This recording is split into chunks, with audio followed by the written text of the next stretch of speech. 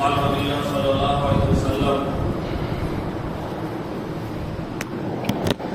إنما الأعمال بالنيات وإنما لامرئ ما نوى فمن كانت هجرته إلى الله ورسوله فهجرته إلى الله ورسوله ومن كانت هجرته إلى دنيا يصيبها أو امرأة يتزوجها فهجرته إلى ما هاجر إليه أو كما قال عليه الصلاة والسلام. கண்ணியத்திற்குரிய அல்லாஹ்வின் நல்லடியார்களே, இந்நேரத்தில் என்ன அமலை செய்ய வேண்டும் என அல்லாஹு தஆலா நமக்கு பணித்திருக்கின்றானோ, விரும்புகின்றானோ, ஆர்வமூட்டி இருக்கின்றானோ அப்படிப்பட்ட நல்ல அமலை செய்வதற்கு வல்ல ரஹ்மான் நமக்கு அருள் புரிந்தான். அல்ஹம்துலில்லாஹ்.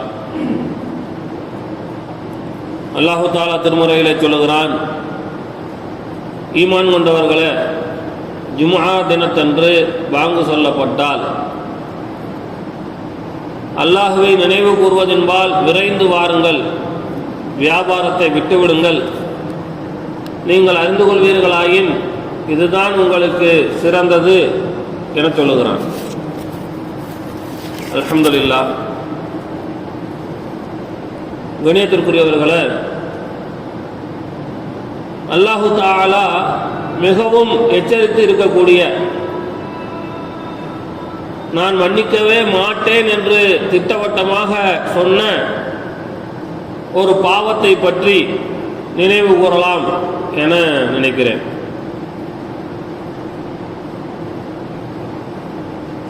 அல்லாஹு தஆலா எந்த ஒரு பாவத்தையும் நாம் தௌபா செய்து விடுவோம் என்றால் இம்மையில் மன்னித்து விடுவான். எந்த பாவம் வேணாலும் இருக்கட்டும். ஒரு மனிதர் பிறப்பில் இருந்தே மூமின் இருந்தால்தான் அவர் மூமின். அவர் காபிராக இருந்து பிறகு மனம் திருந்தி பாவ மன்னிப்பு கேட்டு தன்னை திரித்து கொண்டு இஸ்லாத்துக்குள் வந்தால் அதற்கெல்லாம் அங்கீகாரம் இல்லை என்று மார்க்கம் சொல்லவில்லை. குஃபர் போன்ற ஷிர்க் போன்ற எவ்வளவு பெரிய பாவத்தை ஒரு மனிதன் தன் வாழ்நாளில் செய்திருந்தாலும்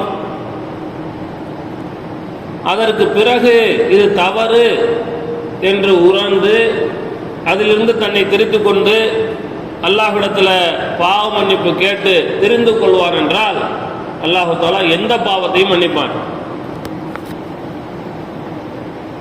அதே நேரத்தில் மறுமையில் அல்லாஹு தஆலா பாவத்தை மன்னிப்பானா? மறுமையில் நாமெல்லாம் மரணித்த பிறகு, மறுமையில் நம்மை கியாமத்துடைய நாளையில ஒற்றை மைதானத்தில் நம்மை ஒன்று சேர்த்ததற்கு பிறகும் அங்கே வச்சு அல்லாஹு தஆலா நம்முடைய பாவங்களை மன்னிப்பானா என்றால் ஆம், அல்லாஹு தஆலாவிற்கு உரிமை இருக்கிறது. தன் நாடியவர்களுக்கு நாடிய பாவங்களை மன்னிப்பான்.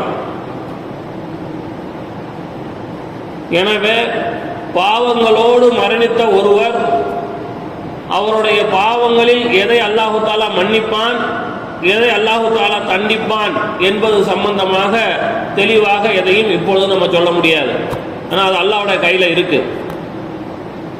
அல்லாஹ் தான் நாடுனவங்களுக்கு மன்னிப்பான், நாடுன பாவத்தை மன்னிப்பான். ஆனால் ஒன்றை மட்டும் இப்பொழுதே திட்டவட்டமாக நம்மால் சொல்லிவிட முடியும். யார் அல்லாஹுவை நிராகரித்தார்களோ, குஃபுர் செய்தார்களோ, அவர்கள் அதே நிலையில் மரணித்து இருந்தால் அல்லது அல்லாஹ்விற்கு ஏதேனும் ஒன்றை இணை வைத்து அல்லாஹ்விற்கு இணை வைத்த நிலையில் மரணித்திருப்பார்களோ அவர்கள் தன் வாழ்நாளின் இறுதி வரைக்கும் பாவ மன்னிப்பை கேட்காமல், பாவ மீட்சி பெறாமல், குஃபரில் இருந்தும் ஷிர்கில் இருந்தும் வெளிவராமல் அதே நிலையில் மரணித்து இருந்தால் மறுமையில் அவர்களுடைய பாவத்தை அல்லாஹு தஆலா மன்னிக்க மாட்டான் என்பது மட்டும் திட்டவட்டமாக சொல்ல முடியும். அப்படிப்பட்ட இந்த குஃபுர் ஷிர்கை மட்டும்தான் மறுமையில் அல்லாஹ் மன்னிப்பானா என்ற கேள்விக்கு மன்னிக்க மாட்டான் என பதில் சொல்ல முடியும்.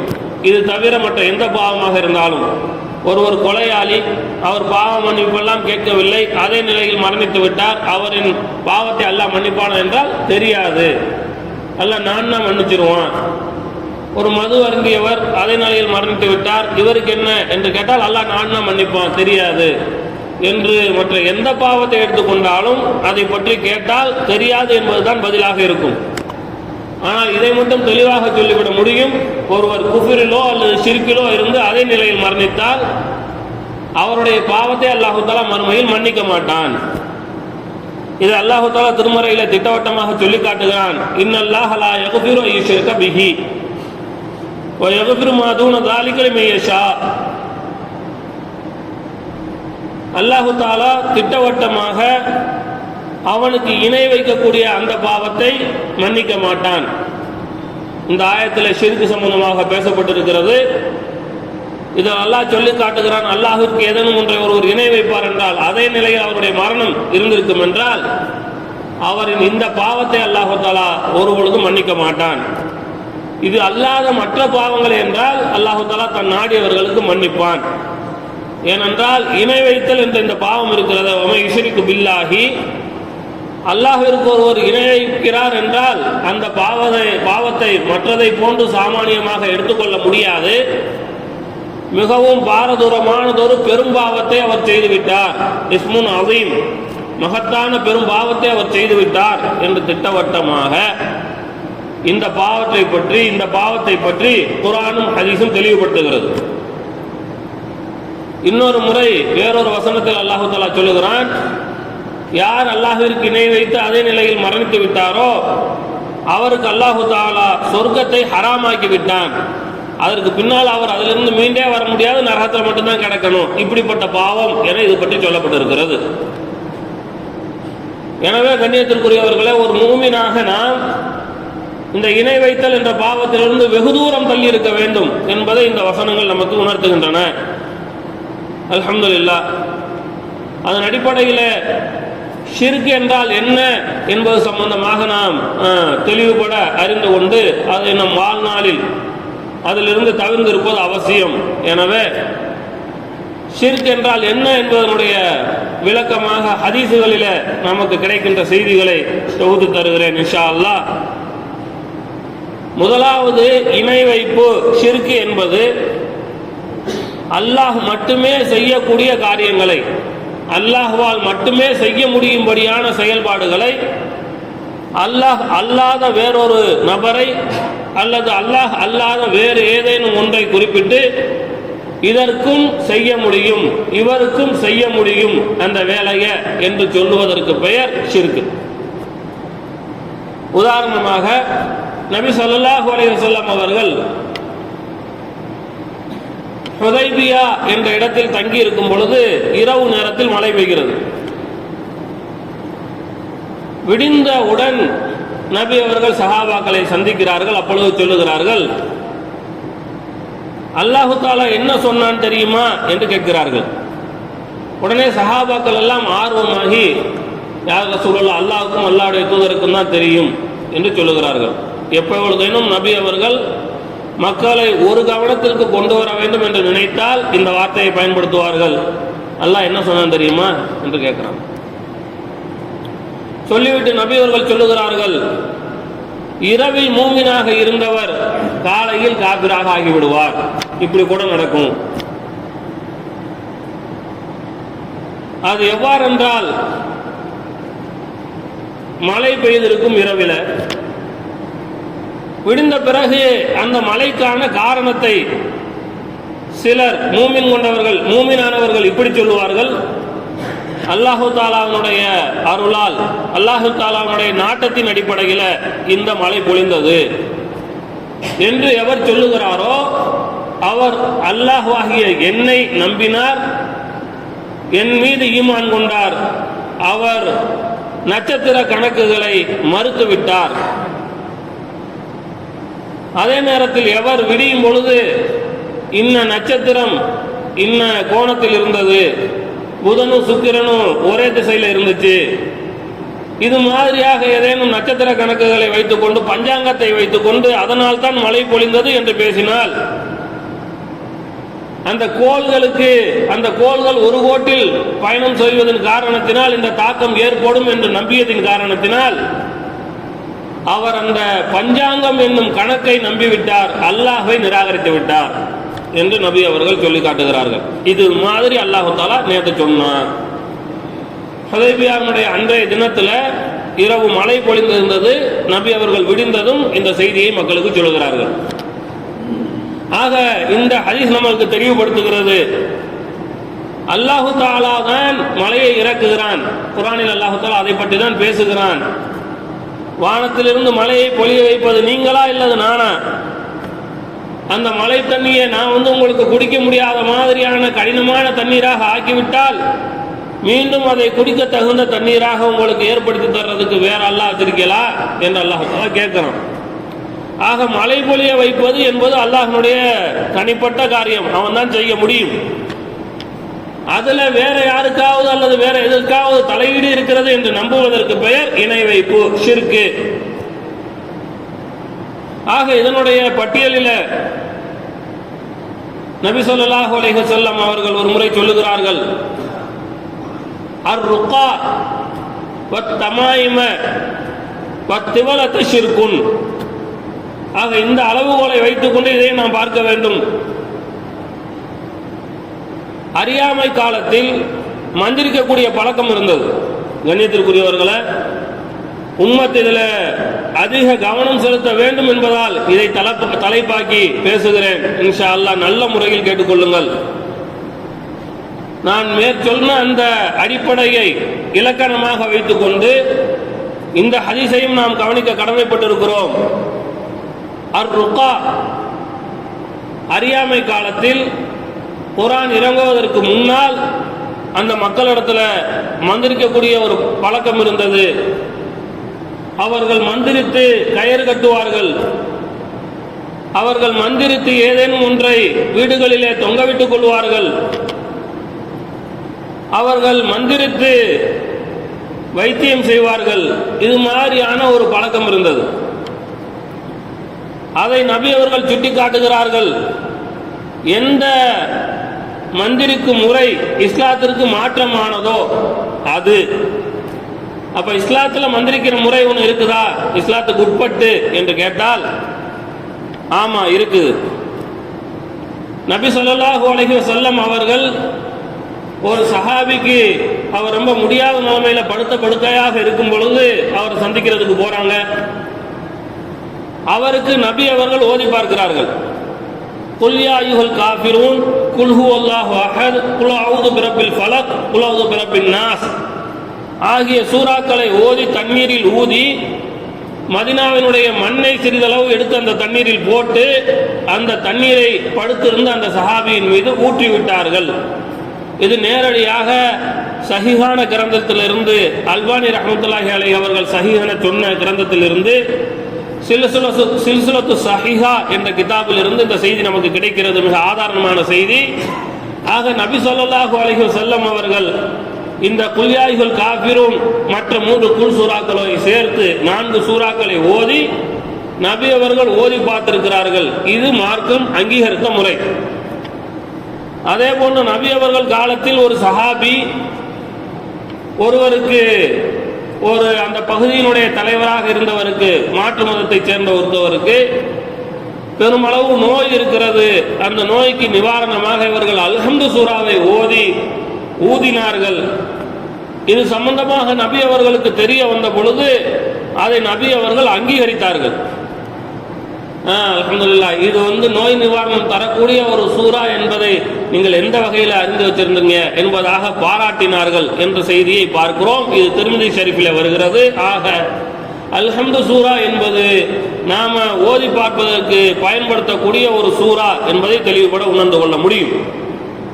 அதே போன்று ஃபீஹா ஷிஃபாஉல் லின்னாசி என்று குர்ஆன் சம்பந்தப்பட்ட அறிமுகம் செய்யப்படும் பொழுது அல்லாஹ் தஆலா சொல்லுகிறான், இந்த குர்ஆன் இருக்கிறது இதுல நாம் மக்களுக்கு நோய் நிவாரணத்தை வைத்திருக்கிறோம் என்று அல்லாஹ் சொல்லுகிறான். ஆக குர்ஆனிலிருந்து ஒரு சில வசனங்களை நபி அவர்களும் சஹாபாக்களும் ஓதி காட்டியிருக்கிறார்கள். அது தவிர பொதுவாகவே குர்ஆன் என்பது மக்களுக்கு ஷிஃபாவாக இருக்கிறது என குர்ஆன் சொல்லி இருப்பதால் குர்ஆன் ஹதீஸிலிருந்து ஹதீஸுக்கு உட்பட்ட வகையில் ஏதேனும் ஓதி பார்க்கப்படும் என்றால் அது மார்க்கத்தில் அங்கீகரிக்கத்தக்கது. இதுல மறுப்பு கிடையாது. இது அல்லாத மற்ற வகைகளில் இப்போ இருக்குது. நான் சொல்றேன், ஐயாமுல் ஜாஹிலி அறியாமை காலத்தில் வந்திருக்கக்கூடிய பழக்கம் இன்று வரைக்கும் அறியாமையில் இருக்கக்கூடிய, மௌட்டிகத்தில் இருக்கக்கூடிய, முஸ்லிம் என்ற போர்வையில் இருக்கக்கூடிய சில முஸ்லிம்கள் மூலமாகவும் மாற்று மதத்தை சேர்ந்த மற்றவர்கள் மூலமாகவும் மந்திரிக்கக்கூடிய பழக்கம் என்பது இருக்கிறது. கணித ஜோசியம் பார்க்கக்கூடிய பழக்கம் இருக்கிறது. இதன் அடிப்படையில் எல்லாம் ஒருவர் ஓதி பார்ப்பார் என்றால் திட்டவட்டமாக அவர் இணை வைக்கிறார் என்பதில் மறுப்பில்லை. ஏனென்றால் ஒருவருக்கு நோயை உண்டாக்குவது என்பதும் ஒருவரிடத்திலிருந்து நோயை எடுப்பது என்பதும் அது அல்லாஹ்வுடைய ஆற்றலை சார்ந்தது. அதற்கு காரணமாக மருத்துவர்களை, மருந்துகளை அல்லாஹ் தஆலா ஆக்குவானே தவிர ஒருவருக்கு நோய் நிவாரணம் அளிப்பதும் அல்லது நோயை ஏற்படுத்துவதும் அல்லாஹ் தன் கட்டுப்பாட்டில் வைத்திருக்கிறான். எனவே இது போன்ற மார்க்கம் அங்கீகரிக்காத, குர்ஆன் ஹதீஸ் அங்கீகரிக்காத முறைகளில் மந்திரித்து பார்ப்பது, ஓதி பார்ப்பது என்பது மிகவும் மார்க்கத்தில் தடை செய்யப்பட்ட ஒன்று. அது இணை வைப்பில் கொண்டு போய் முடிக்கும், இதுல மறுப்பில்லை.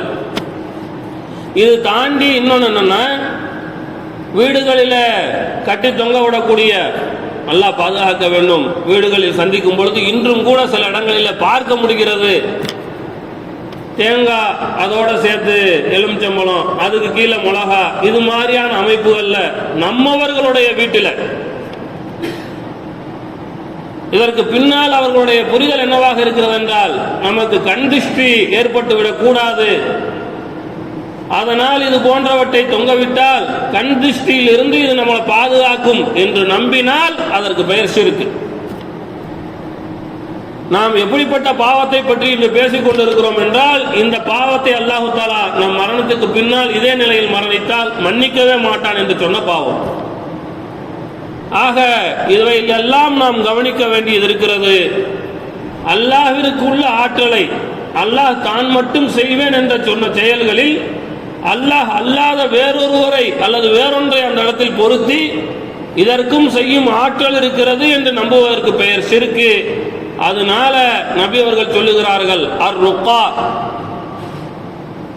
குர்ஆனும் ஹதீஸும் அனுமதிக்காத வகையில் ஓதி பார்ப்பதும், தமாயிமு, தொங்க விடுவதும், அதாவது கழுத்தில் கட்டி தொங்க விடுவதாக இருந்தாலும் சரி, அதுபோக நான் மேலே சொன்னது போன்று வாகனங்களில், வீடுகளில் கட்டி தொங்க விடுவதாக இருந்தாலும் சரி, அந்த தமாயிம்களும், திவலத்தை வசியம் செய்வதற்காக வேண்டி ஒரு சில முறைகளை நான் சொன்ன மாதிரி மௌட்டிக காலத்திலும் இன்றும்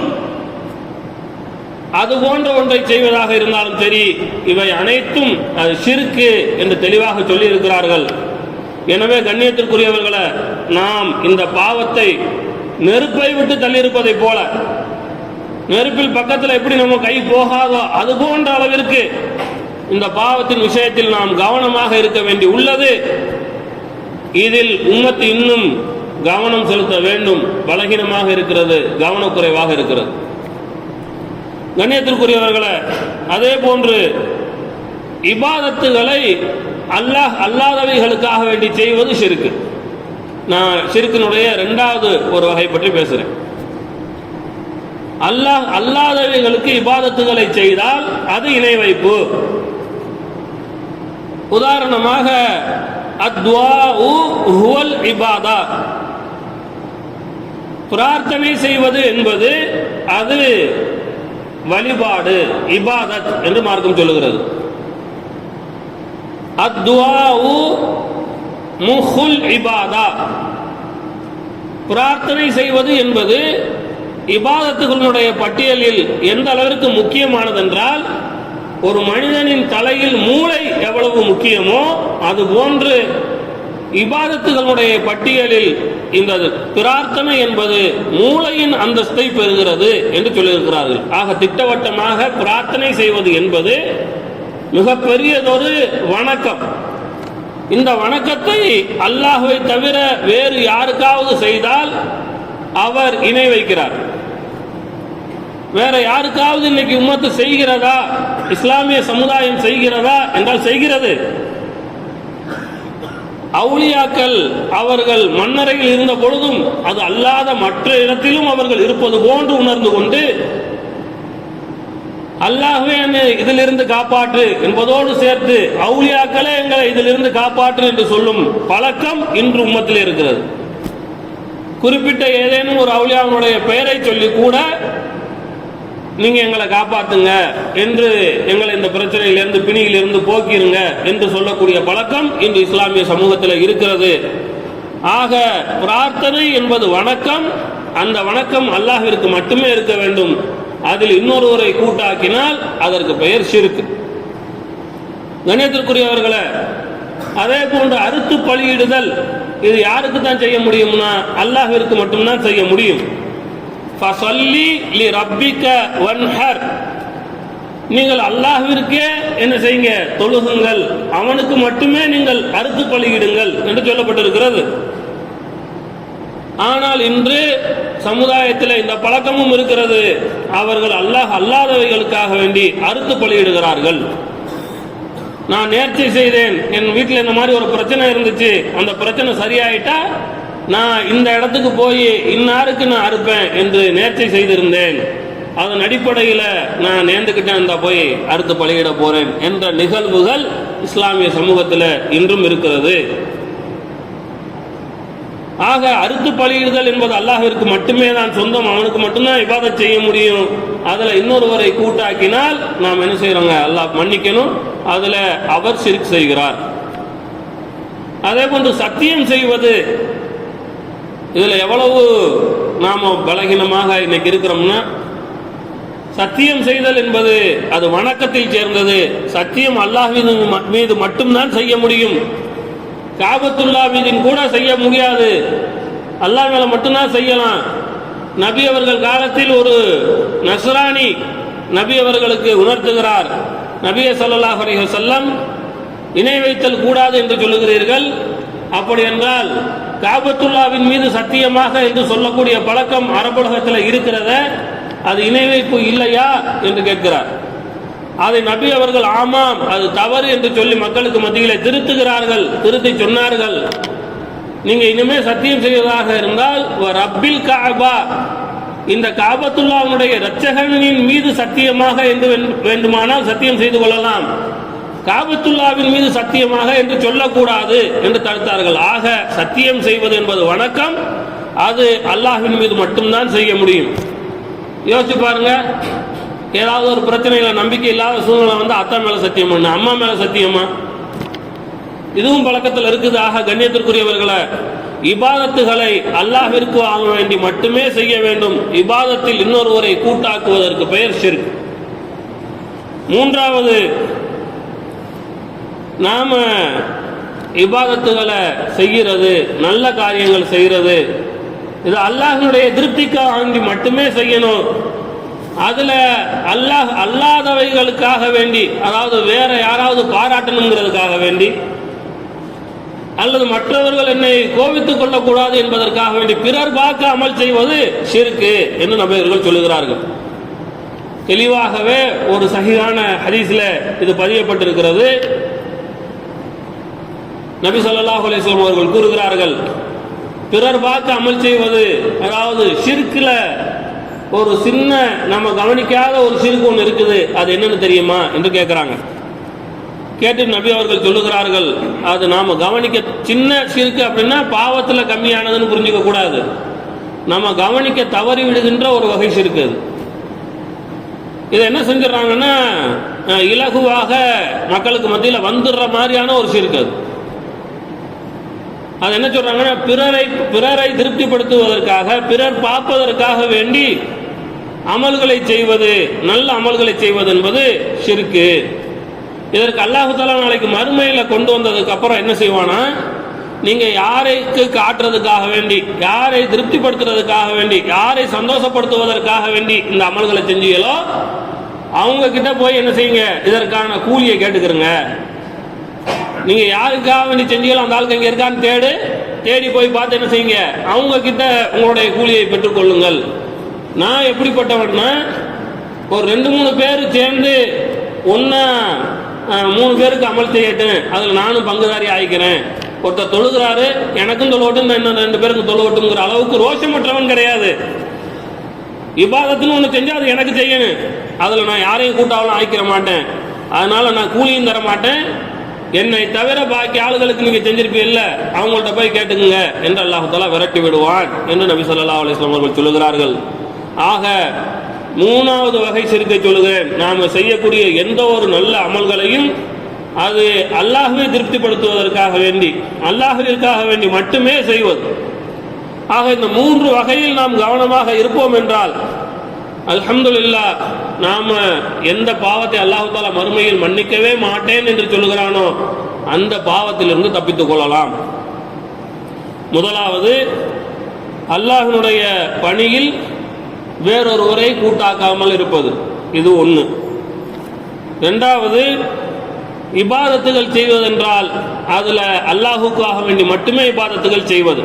மூணாவது, நல்ல அமல்கள் செய்யும் பொழுது பிறரை திருப்திப்படுத்துவதற்காக அல்லது நமக்கு பாராட்ட வேண்டும், பாராட்டு கிடைக்க வேண்டும் என்பதற்காக அமல் செய்யாமல் அல்லாஹ்வை திருப்திப்படுத்துவதற்காக வேண்டி மட்டுமே அமல் செய்வது. இந்த மூன்று வகைகளில் நாம கவனமாக இருக்க கடமைப்பட்டிருக்கிறோம்.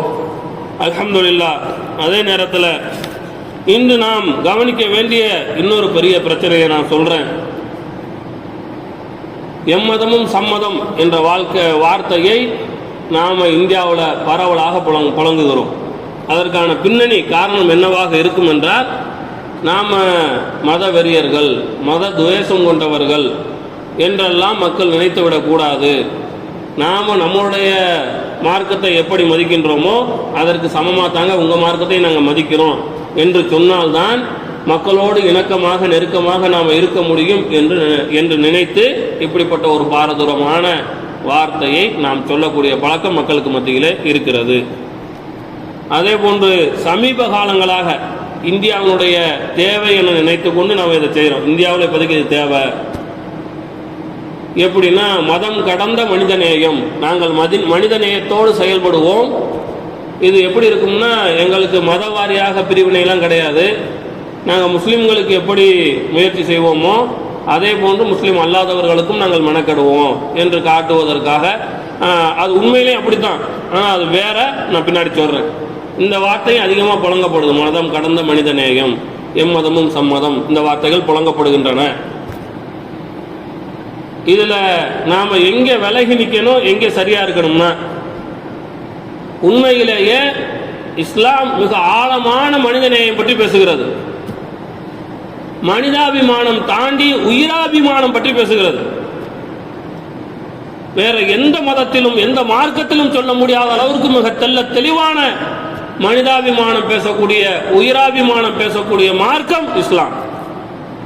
எந்த அளவிற்கு பேசுகிறது என்றால், நபி ஸல்லல்லாஹு அலைஹி வஸல்லம் அவர்கள் சொல்லுகிறார்கள், ஒருவர் மூமினாக இருக்க வேண்டும் என்றால், உண்மையிலேயே அவர் ஒரு மார்க்கத்தில் இருக்கிறார், மூமின் என்றால் அவரால் மக்கள் நிம்மதியாக இருக்க வேண்டும்.